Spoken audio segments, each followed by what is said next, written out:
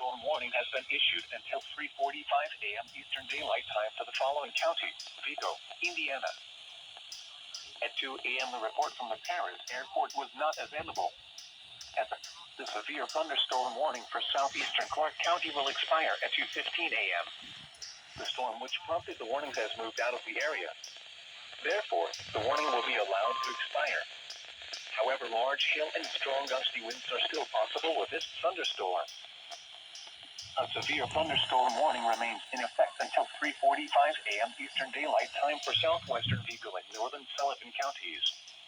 At 3:09 a.m. Eastern Daylight Time, a severe thunderstorm was located 9 miles east of West Union, or 14 miles southeast of Marshall, moving east at 20 miles per hour.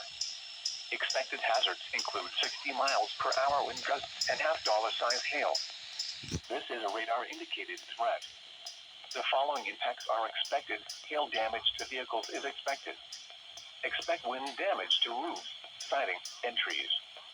Locations impacted include Shelburne and Farmersburg. At 2 a.m. the report from the Paris airport was not available.